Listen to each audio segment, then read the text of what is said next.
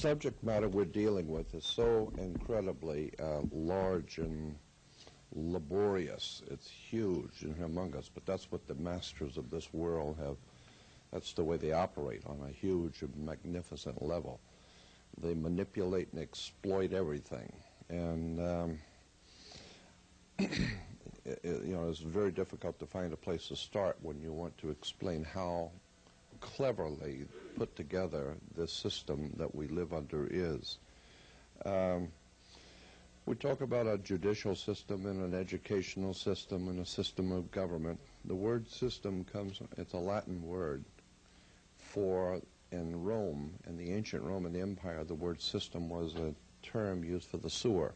We still call it today a sewer system. Consequently, all the systems that we have today are in the sewer. It's filled with lies and deception and manipulation. And God knows that it's a huge subject. The words that are used in religion and institutions of government, words are very important. When we talk about law, noble, where do you get the word noble? It comes from nob illi.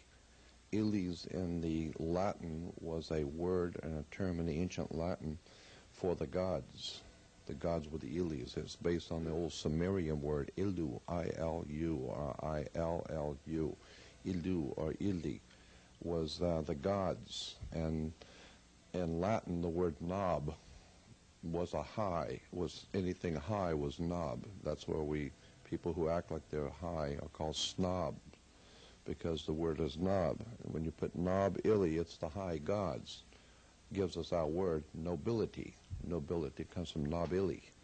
And when you talk about the nobilis, or the noble ones, they are the ones who are referred to in the old European system as the authorities. They are the authors. They author, they write down and author the law, so they are the authors, or the authorities.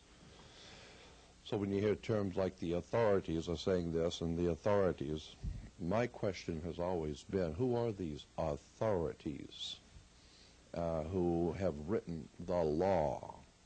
And then you come to find out that most of our laws are based on canon law, church law. For almost 2,000 years, well over 2,000 years actually, Europe has dominated the whole world, and the Pope has dominated Europe. What you need to understand about the church is that there are two entities in one institution. The church, the Catholic Church in particular, is both a religious institution and a political one. But its real strength lies in the fact that it is a political institution. It is based on the raw use of power and the manipulation of governments, kings, rulers. And when you get into the church history, it's phenomenally interesting about how the mafia is connected to the Vatican, occultism on its very highest levels. The CIA was a Catholic institution in point of fact, because the 5 men who actually founded the CIA were members of orders within the Catholic Church. I don't know if you know this or not, but when Adolf Hitler finally concluded that they were, and the German Nazi high command finally figured out that they were going to lose the war, and there was no doubt about it, they decided they needed to get out of town. Anyone would. And so consequently, the Russians in particular wanted to make darn sure that they didn't get out of town. And so the way the Nazi high command and the real authorities got out was through the Vatican. The Vatican provided Nazi passports for all of the high command to get out. And that was called a Vatican rat line, R-A-T-L-I-N-E. You can go back in a dictionary and look it up, rat line. It was the Vatican providing safe passage and money and new identification to all the high command of the Nazi party, and many of them were sent to Central America, South America, and the real cream of the crop was sent to Washington, D.C. And they were. I mean, NASA. NASA is an interesting word. National Aeronautics and Space Administration comes from NASA, N-A-Z-A, NASA. And NASA goes back to Nazarene, the Nazarenes. And when you get Nazarene, NASA, Nasi, and then the Nazarene cult, I mean, I always start in one corner and just work out because there's so much to talk about. But when you get into the Nazarenes, we're told that Jesus was from Nazareth.